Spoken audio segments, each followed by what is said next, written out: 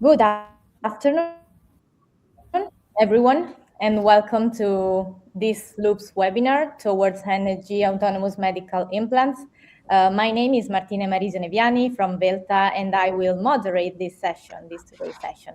Let's start from the very scratch.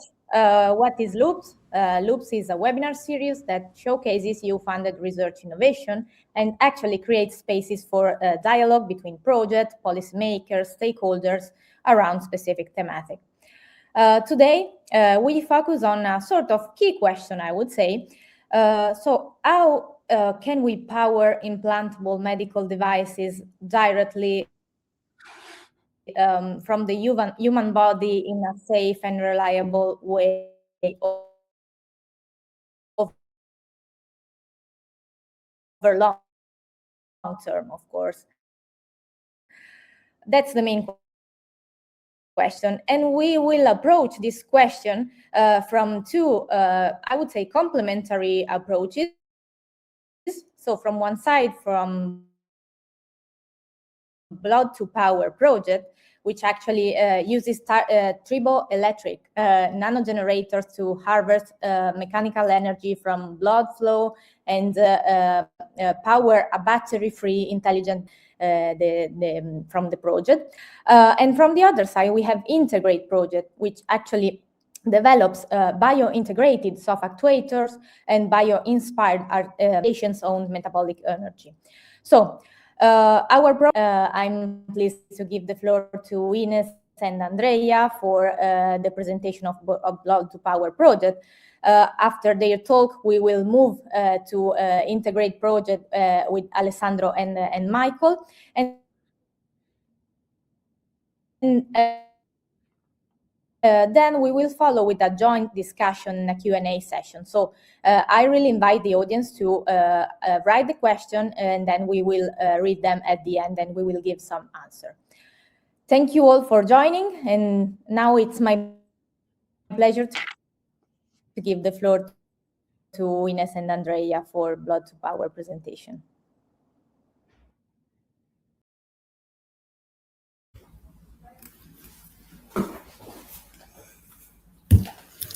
Hello, so I'm Inês Gonçalves, and this is Andreia Pereira, and we're happy to join you, showing you a little bit of our Blood2Power project. So in this project, we are actually using blood as energy source to power smart cardiac devices. So this is a project, a European project led by I3S. We are located in Porto, in Portugal. If you ever feel like tasting port wine in the real place where it's made, feel free to contact us and come for a visit to I3S. So we are at I3S, we are from the Advanced Graphene Biomaterials Group, where we design, produce, and characterize new advanced biomaterials and medical devices. And then we evaluate their interaction with the host, namely with mammalian cells, bacteria, and blood components, both in vitro and in vivo. And so in this project that we are leading, we are using blood as energy source to power smart cardiac devices. And as you will see, we are using it to create a new implantable device.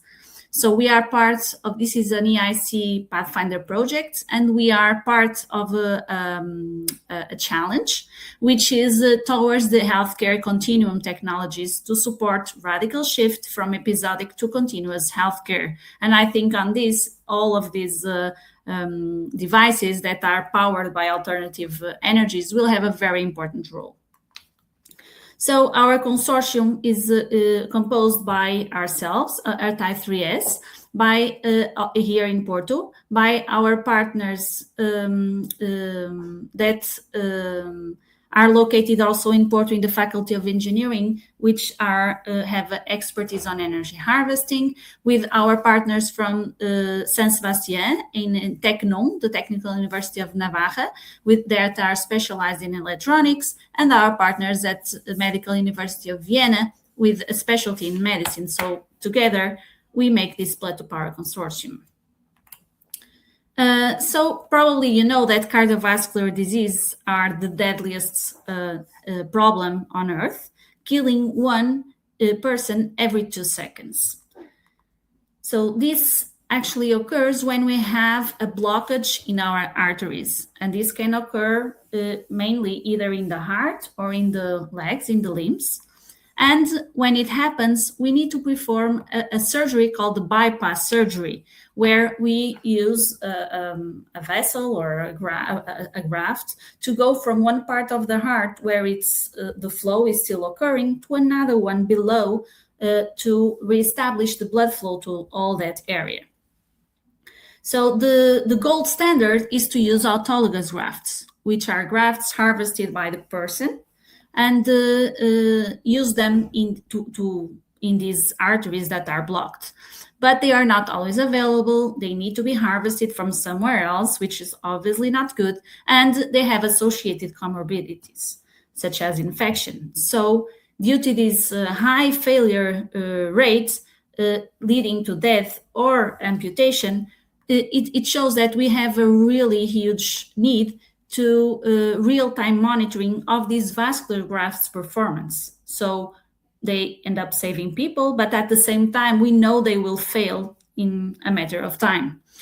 So if we think about the medical devices of the future, including the vascular grafts, of course, they should actually be able to sense and monitor its performance and to telemetrically emit data or alerts to the medical doctors or anyone in a healthcare system, so that medical actions can occur to avoid the failure of these grafts.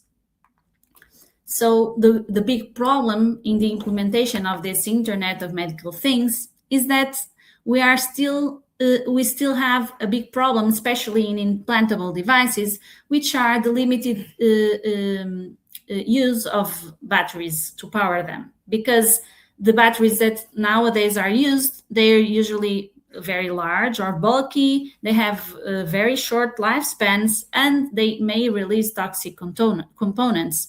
So this is really not possible to use in many devices, such as, for example, the vascular grafts. So, and here emerged where we can harvest this energy. So in our body, we have different sources, namely, for example, the thermal part, where we can build an energy harvesting system that use the thermal gradients within our body to produce electrical power. But if you think about the thermal, we have some disadvantage because our body temperature is really high regulated, and it's not so possible to find these gradients of temperature inside. Then we have the chemical part, because our body has the metabolites, and because of this we can also harvesting the energy, but you will learn more about this with our next speaker. And our project is focused in the part of the kinetics, and here we have 3 different types of energy harvesting, namely by the piezoelectric, where we have differences in the pressure in the materials and we can harvest energy of this, electromagnetic, and also the part of triboelectric that is the main focus of our project. And in this case, we use the motion in the body to harvest energy. And of course, that the triboelectrics that are being generated also having some problems, namely regarding the mechanical wear, because if you are thinking in something that is always in motion, we will need this part, and also the infiltration of body fluids, and that's why our project has novelty in this part. So looking for the solid triboelectrics, we have different ways of doing this. We can actually have 2 materials that when they are in contact together, they have different charge because they have affinity to lose electrons or to gain electrons. And because of this, when they contact with each other, they charge in a different way, one in a negative way and the other in a positive way. If you think you can put here an electrode that is only a conductive material, we can harvest electrons that are being formatted at the surface of the materials and then create a potential difference having the energy. This happens in contact separation. We can also have the sliding. So instead of materials being contact and separate, can only be friction. And in this case, we have the famous play when we were a kid, that we just rubbish the balloon in our hair and then we just pull it apart and they start to be attractive, because it's exactly this that happens. The hair gains electrons and balloon lose electrons, and then they have different charge and they are being attractive, and we can have this phenomenon. So besides this, there are different architectures of these triboelectric nanogenerators, namely using only one triboelectric material and a single electrode, and we can think about different architectures. And this led us to our eureka moment, where we thought, okay, we have the blood flow, and the blood is always flowing through the arteries, so we are having this friction in the blood and the arteries. And here was what we thought. When the blood was going through our arteries or vascular grafts, it can actually generate charge on the surface of the blood vessels. And similarly to the triboelectrics that are being used so far, we only need to put a conductive material around and then collect these electrons and generate the potential difference. And here emerged the concept of the fluid-solid nanogenerators that we will call from here as fluid tank, as a way to simplify the word. So this technology is already patented, and then we follow with the project. And not only in the blood vessels, we can think to apply this to every medical devices that have a fluid that goes through, namely, for example, catheters, stents, and vascular grafts that are widely used in our body for different applications, and especially in the ones that Blood2Power focus on, in peripheral artery bypass and also in coronary artery bypass. So this emerged the idea of our project as well. We have our vessels and we have our vascular grafts, and the conventional vascular grafts are here, and as Inês explained, they can occlude. They really have a high failure rate between 20 to 50%, which narrowing the vessel and leads to an occlusion that can lead to the patient's death. But with our project and with iGraft, we need to give features to these conventional vascular grafts. And instead of being only a vascular prosthesis, we will adapt to be self-powered by by harvesting the energy of the blood flowing through the vascular grafts, and also try to correlate this output to have a narrowing sensor and have energy to send the data telemetrically to outside of our body to tell the status of the vascular grafts. And with this, if we detect a narrowing in our vessel, instead of culminating with the patient death, we can in fact send an alert for the medical or the provider or the hospital, and with this prevent a second event and not being safe here for the patient.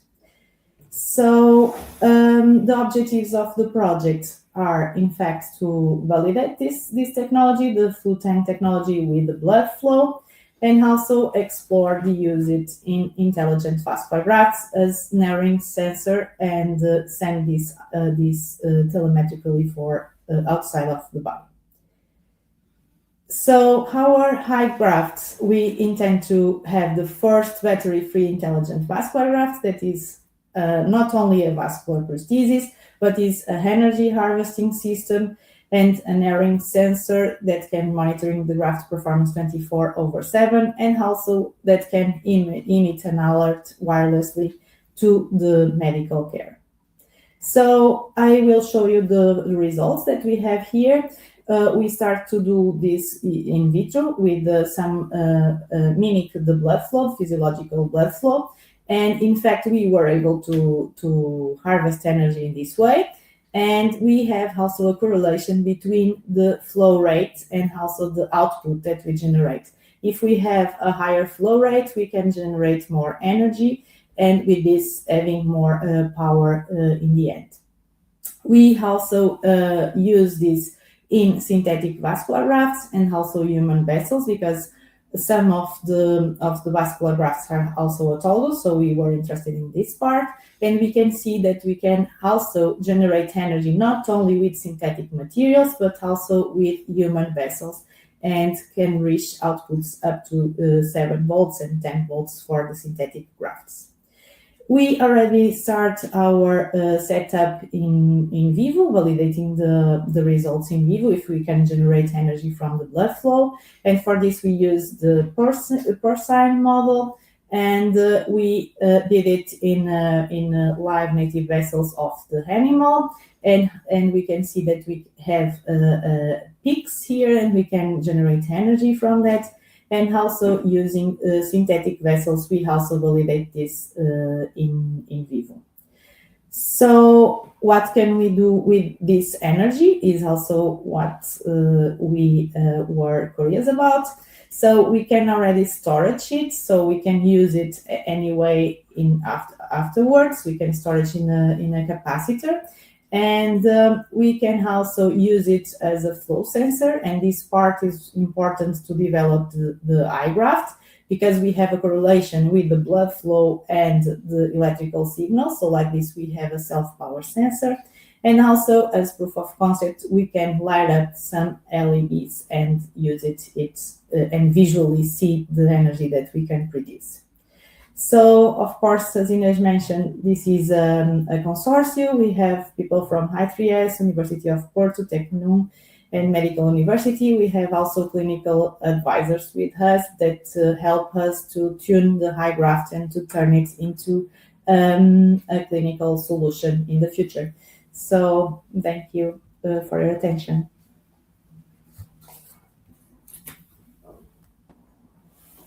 Thank you very much, Inês and Andreia, for, I would say, this very clear and inspiring overview of your project, and also of the eye graft concept. Actually, it's very, very interesting for us. I would say that I would like to avoid speaking right now, because it might be very interesting understanding how your thematic with the one of integrate can be, let's say, linked. So I would like to immediately leave the floor to Alessandro and Michael for their presentation, so that we can have a final talk and question at the end. Okay. Hi, everyone. Can you hear me? Yes. Okay. So I will share my screen.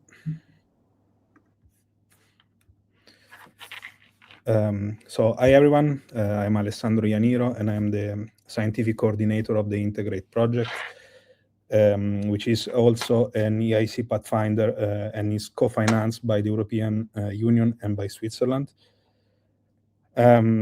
So we, let's say, we defined this project, we conceived the project with a similar idea to Blood2Power, but we had in mind a more power-hungry application, which is robotic prosthetics, for which typically you need, let's say, larger amount of energy, and therefore we, as you will see later, we try to target a different type of energy harvesting. So the idea is that, there are about 30 million people in the need of prosthetics in the world, and practically, let me hide this. Practically, the most advanced prosthetic devices, which are robotic devices, they are typically very expensive. They are hard, so there is a big mismatch between their mechanical properties and the mechanical properties of human tissues. But the bigger problem is that their use is always bound to the availability of electric power, meaning that you have to recharge them continuously, and also you need to have electric power available. So this might also have, let's say, an effect on the geographical distribution of this type of devices.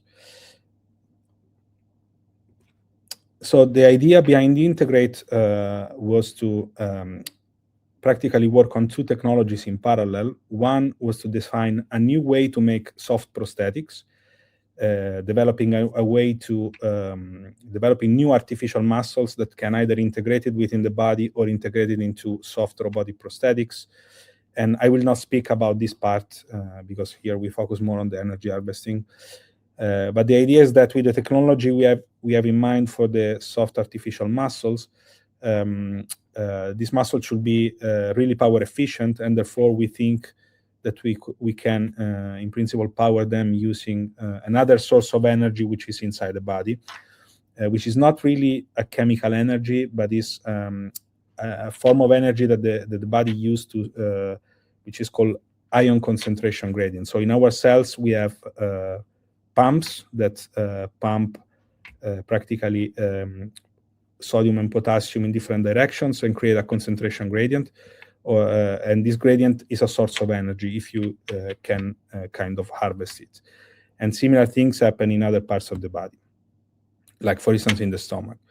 So our idea was, why don't we create an artificial electric organ that can harvest this energy and use it to power artificial muscles.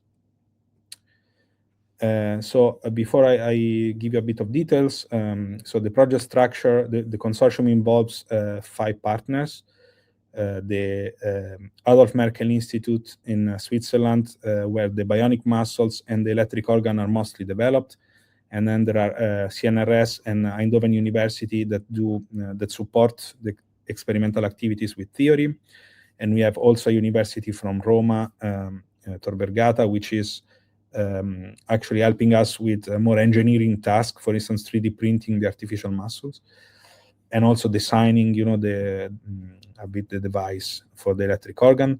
And then Veltha, which is practically the official coordinator and manage the relationship with the EU, but also the communication with the public. And our activities are overseen by a board that includes Merck and Medtronic, which are 2 big companies. Merck is more interested in the artificial muscle part, and Medtronic more for the electric organ. And then we have 1 doctor and 1 surgeon that help us also with the medical aspects of the project. And I also added KU11 because I recently moved here, and now part of my group is also contributing to this research. So how do we want to harvest energy from the body? So as I mentioned, we want to use ion concentration gradients. And how do you harvest energy from ion concentration gradients? Typically, you need to use a membrane that is selective for some of the species that are there, and practically that they can channel specific ions, in this case, in specific directions, creating electrical currents. And this is very well known. And it's used in different types of contexts, really from sensing to energy recovery from water streams. But what we want to do is do it inside the body. And we are following 2 main strategies, one involving commercial membranes, because this is, of course, more a faster track to commercialization. And then we are also developing in parallel a different strategy that really mimics the membranes of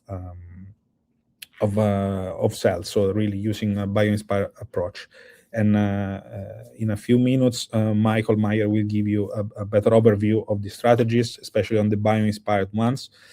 But let me just say that so far the strategy that we found more promising is to let's say target the pH gradient that is in the stomach. You know that our stomach produces gastric juice, and the gastric juice are very acidic, means that there is a high concentration of protons in there. And of course, for our stomach to avoid self-digestion, is creating a kind of a protective layer. And this protective layer is pouring protons, so there is a proton gradient between the inner part of the stomach and the wall, which is quite steep. It's 6 orders of magnitude, more or less. And we are trying to really harvest this gradient. And so far, the first implementations were not extremely successful, so we could get to microwatts. But now, the latest prototype, which we are still validating and developing, we expect this to get in the ballpark of 10 milliwatts. So this is already a significant power output, which might be enough to do, for instance, to power a pacemaker or other type of small implantable devices. Of course, there are many open questions, and we have to slowly deal with them one by one as we get closer and closer to application. For instance, fouling of these membranes, the type of electrodes that we choose, the surgical approaches to really implant this device later on. And these, of course, are just things that we can discuss in a few minutes. But before I move on, I just want to thank all the team. So you can see here in the picture, both Michael Meyer and I are from the Adolphe Merkle Institute team, but here you see also the main partners. And with this, I would like to hand the floor to Michael for the second part of the presentation.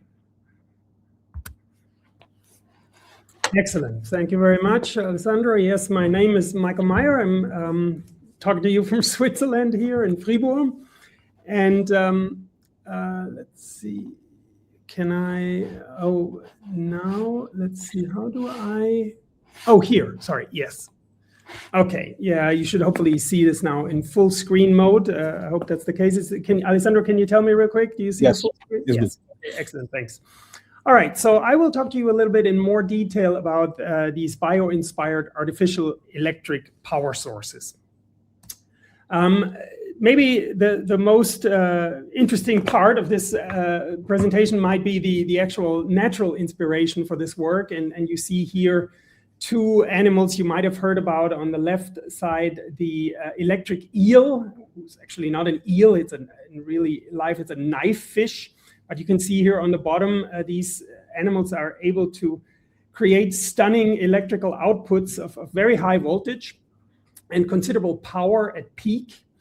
And then we have one that's even better at generating power. That's the electric ray, torpedo ray. And these are saltwater creatures that can produce up to 1 kilowatt at peak output. So very significant electrical output.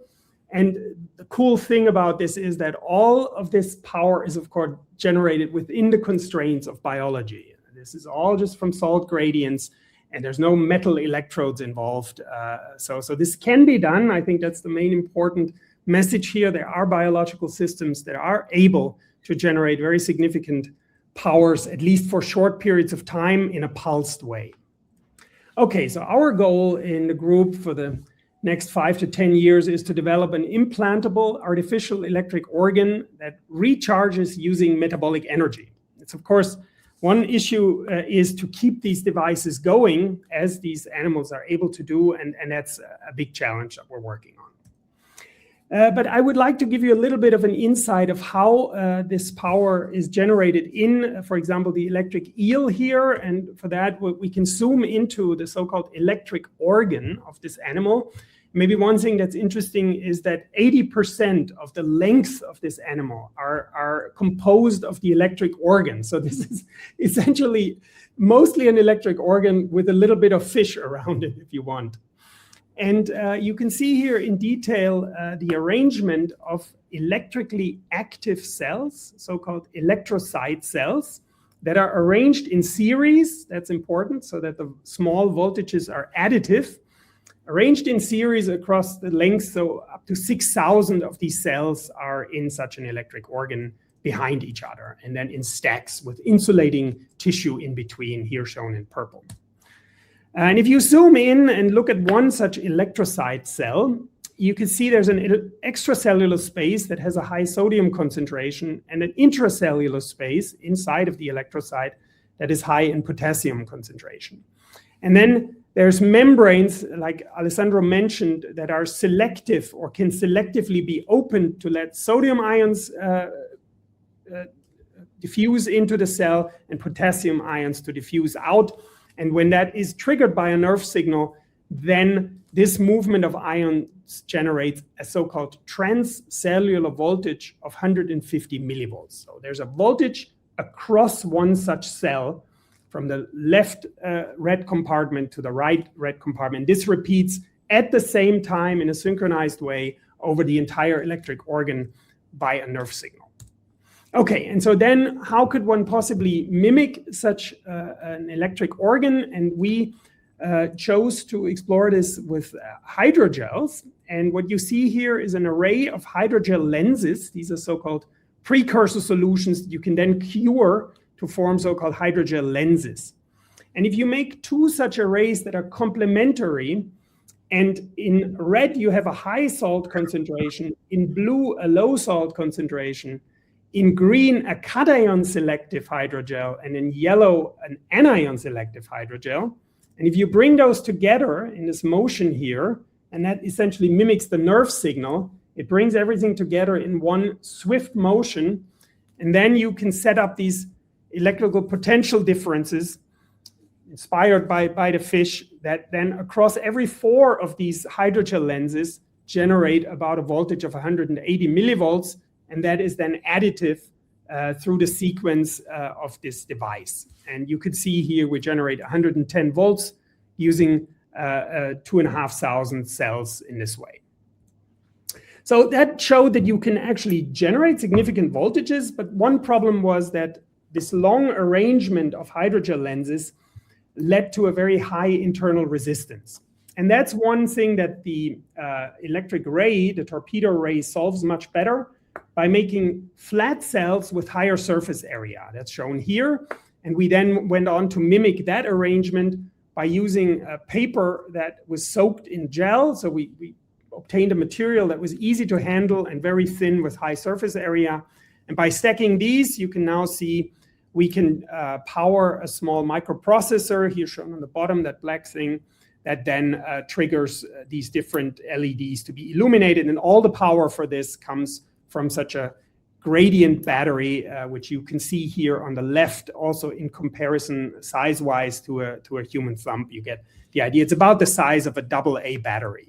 And that can produce enough power to trigger this circuit. Problem is, of course, this is limited in time. Over time, this will discharge. And so the challenge is how to do this permanently. And that's also where Alessandro comes into play. He already showed some of this work, or at least some of the ideas. So what we did here is we explored the use of human breath. So essentially the CO2 in human breath, by blowing it into a device with the right, let's say, carbon capture solutions, you can then show that with every increasing number of breath that you blow into the device, you can set up an increasing voltage of one such cell, and then you again put those in series, as it is shown here, to again produce some electrical power that can do a little bit of work here, like illuminating an LED. So this was our first step towards using a metabolic waste product of human metabolism to power something. Problem is here, eventually you will deplete this device as well, because the carbon capture agent is not renewed. That requires high temperature to do that, and that's there's no solution to that right now. So then this goes towards what Alessandro showed towards the end, these bio-inspired membranes. This is something that Alessandro spearheaded. And you see here just a molecular dynamics simulation of such membranes. They're done in a way that they are very stable and allow us for the first time to generate very large areas of such membranes with a robustness that allows us to think about actual devices. Previously, such self-assembled membranes, lipid membranes, for instance, are very fragile membranes. They are very, very thin, 5 nanometers, and they break very easily from mechanical vibration, but also chemical. These membranes are much, much more stable because we take advantage of the interface between aqueous two-phase system, here shown on the very left. These are 2 aqueous phases that have a thermodynamically stable interface that does not mix. And we form the membrane right at this interface, and you can see all the students who help with this work. And this just shows how we make the membrane step by step. And here's then a picture. You see here for the first time macroscopically such a self-assembled membrane over an area of about 10 square centimeters, possible only because of the stabilization of the interface. And so this now makes it for the first time possible to think about using such self-assembled membranes for technical applications. These membranes we showed are self-healing. You can stitch an electrode right through and pull it back out, and every time you pull the electrode back out, the membrane self-heals and seals, and you go back to zero current once the membrane closes up again. And we can do this repeated times. This is another thing that Alessandro briefly showed. This is a device that takes advantage of these membranes to then set up a prototype of such an artificial electric organ. And this is probably a little bit complicated to see on this cartoon, but the essence is that what we illustrate here in a gray membrane, it's a potassium selective membrane. There's a blown up area on the left. And we take advantage of a carrier molecule that carries specifically potassium ions from one side to the other down a concentration gradient, so somewhat inspired by the natural system. So the red solutions are high in potassium. The carrier brings it over to the other side, and with that, a positive charge, and that sets up a voltage difference. And then we arrange this whole thing in a way that the potential differences are additive. As you can see here, every additional potassium selective membrane increases the potential difference in the expected integer way, so that you could imagine coming up with a potential difference that is high enough to do some work. Just wanted to thank one more time the funding agencies that have helped over time with some of this work and are now helping, in particular, of course, the EIC Pathfinder grant, the Integrate grant that was mentioned. And then also, of course, the students. There's Carolina Perucci here, who's highlighted in orange. And of course, Alessandro, you've already heard him speak. So that was my part. Thank you very much. I'm looking forward to some questions if you might have any. Thanks. Thank you so much, Michael and Alessandro, for your presentation. Let me say that in projects like Blood2Power and INTEGRATE, ideas from fundamental research, advanced engineering, clinical practice truly come together. And I would say that this mix, it's not just nice to have, but let me say that it's something that really allows us to move from something that can be abstract towards solution, let me say, that can be really, that can make the difference for some patients. I would say maybe in long term, but for sure it can be very, very interesting to have this option for some patients. I don't know if from the public we'll have some question, but maybe let me start by asking something for, let's say, breaking the ice for this Q&A session. And maybe let's start with Blood2Power, and then we will pass to Integrate. I was wondering, because some of you mentioned the fact that, of course, there are some open questions because you have made some research. You are trying to push your research on, and this is, of course, the main starting point.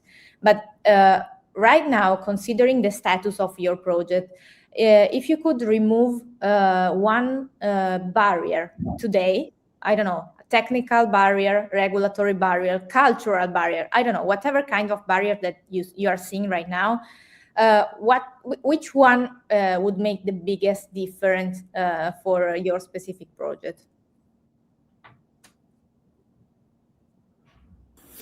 That's a hard question. There are so many barriers that, but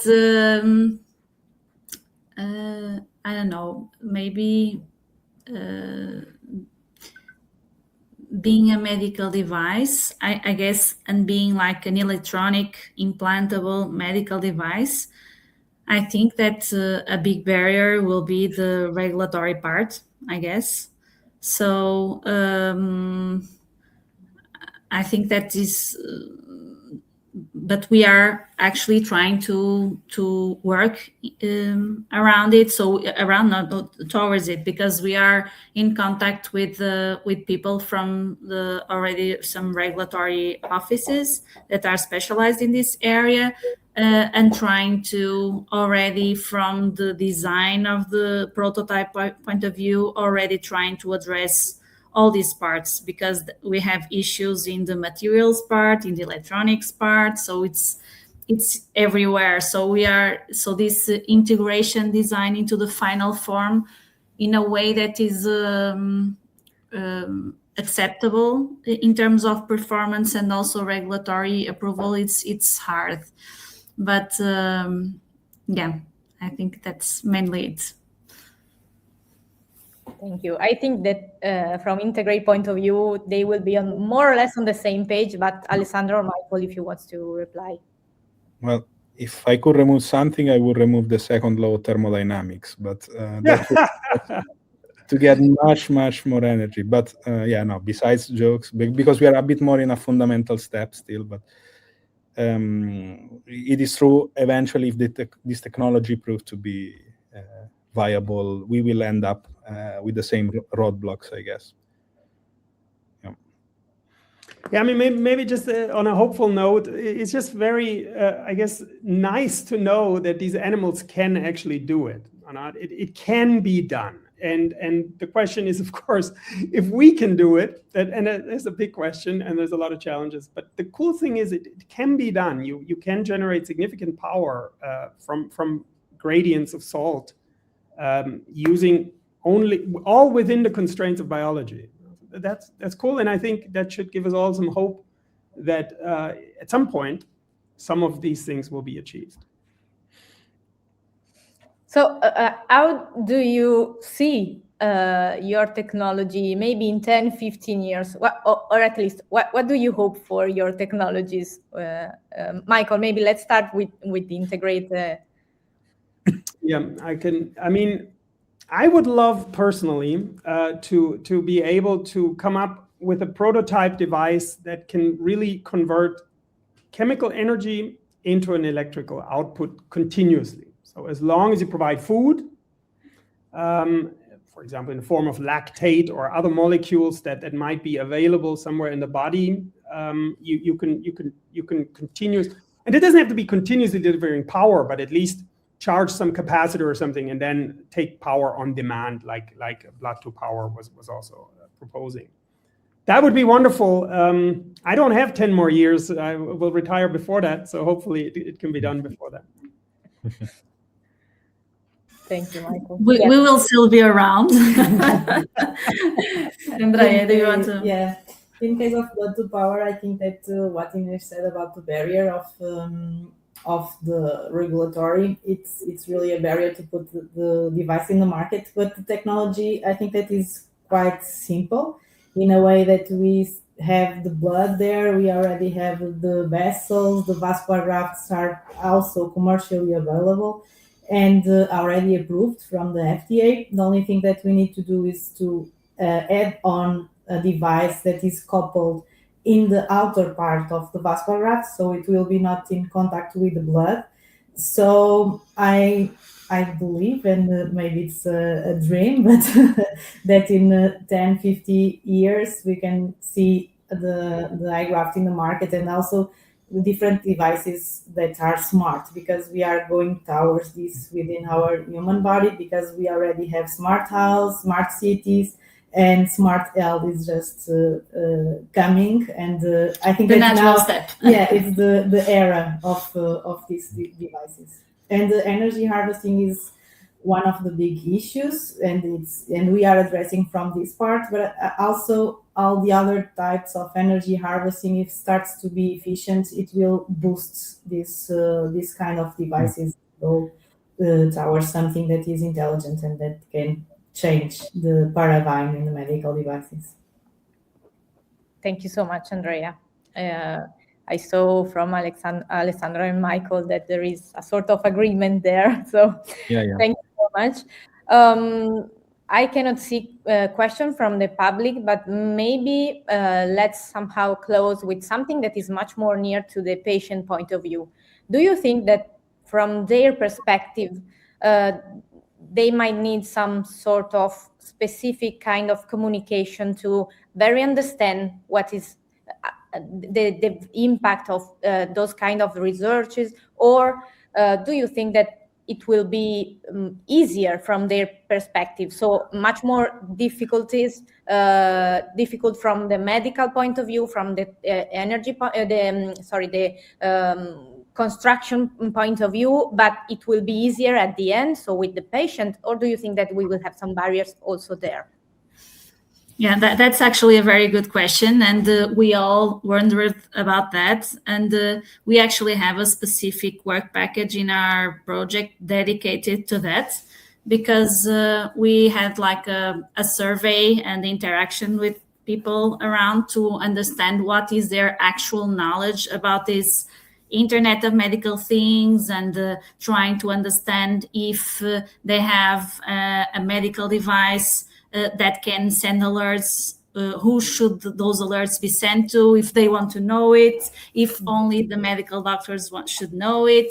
So, and actually most people don't really know what these kind of devices are, and they are still a little bit afraid of, we ask them, so what would be the main concerns, for example, and so they still have some concerns regarding the data protection, and I don't know, Andreia, do you remember? So there were, sorry, it's a huge amount of data that we are currently treating. So, but I think that's a very good point, and I think that our population is not ready at all to start using it.